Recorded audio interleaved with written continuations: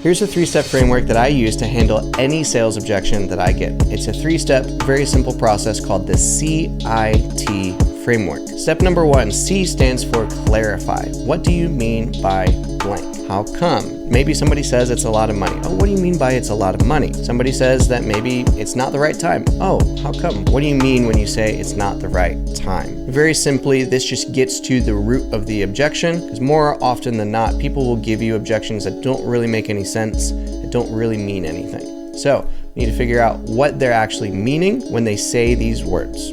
Step number 2, the I stands for isolate. Is there anything except that objection that makes you feel a little bit hesitant from moving forward? Maybe somebody says it's a lot of money. I'm going to ask, what do you mean by it's a lot of money? They're going to say it's a lot compared to just like what I have in the bank account. Okay, got it. So this being a lot of money compared to what you have in the bank account, is there anything aside from that that has you maybe a little bit hesitant from moving forward? Somebody says it's not the right time, right? Aside from timing, is there anything else that makes you hesitant on moving forward? Very, very simple. It's just making sure that there's no other big objections that could come and surprise you after you do the next 5-10 minutes of objection handling and find out that now you're on a call for an hour and a half, 2 hours instead of 30 minutes. Very, very simple. All right. Step number 3, the T stands for tie down, right? Aside from this one thing that we just clarified and we isolated, how do you feel about everything else? Do you feel like this system can actually get you from where you are now with A and B and C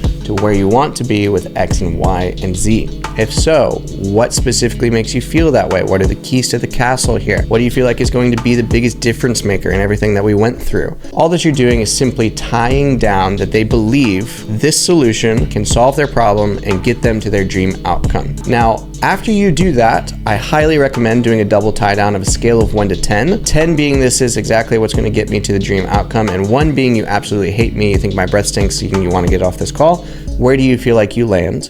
And then you follow that up with why not a 1, and they answer, and then you follow that up with what would make it a 10. At this point, they're going to give you either the original objection that you gave you before, or they're going to come up with something else that is an even deeper level. So if you'd like to learn how to handle any objection using this framework and actually get a step-by-step longer training on how to do this, go ahead and watch this video here. And if you'd like even more help past that, join the Sales Dojo, my sales training community. The link is in my bio.